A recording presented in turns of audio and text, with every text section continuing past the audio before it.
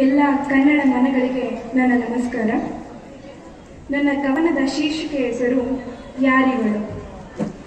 ಅಂದು 1000 ಕನಸ ಹೊತ್ತು ನಿಂತವಳು, ಇಂದು ಸೆರಗನಾಸದೆ ಸಾಸಿವೆಯೂ ಕೊಳ್ಳಲಾಗದವಳು. ಸುಖ ಕೊಟ್ಟು ನಾ ಸೂಳೆಯಾದೆ, ಅದೇ ಸುಖಕ್ಕೆ ನನ್ನಲ್ಲಿಗೆ ಬಂದ ಗಂಡು ಎಂಬ ಪ್ರಶ್ನೆಗೆ ಇಂದಿಗೂ ಉತ್ತರ ಹುಡುಕುತ್ತಿರುವವಳು. ಈ ಸಮಾಜವೇ ಸೃಷ್ಟಿಸಿದ ಸುಂದರ ಬೊಂಬೆಯವಳು.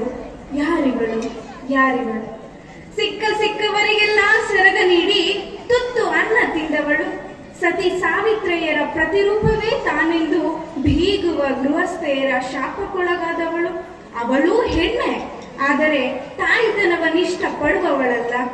ದಿನದ ಕೂಳಿಗೆ ನೆರವಾದವನ ಸಂಸಾರ ತಣ್ಣಗಿರಲೆಂದು ಹರಸುತ್ತಿರುವವಳು. ಯಾರಿವಳು ಯಾರಿವಳು.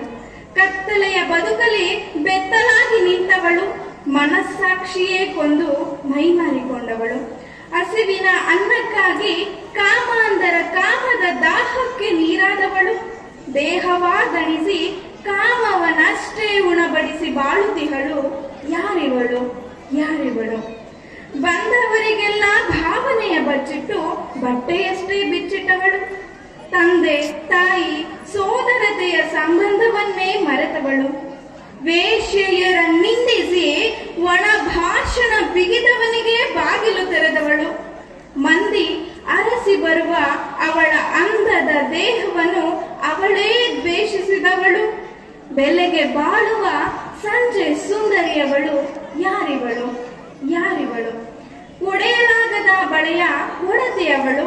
ಅಳಿಸಲಾಗದ ಕುಂಕುಮದ ಅರಸಿಯವಳು. ಧರಿಸಲಾಗದ ಮಾಂಗಲ್ಯದ ದೇವತೆಯವಳು. ಬಿಳುಪಾಗದ ಸೀರೆಯನ್ನೇ ಬಳಿ ಇಟ್ಟುಕೊಂಡವಳು. ಬಾಡದ ಹೂವಿನ ತೋಟದ ಯಜಮಾನಿಯವಳು.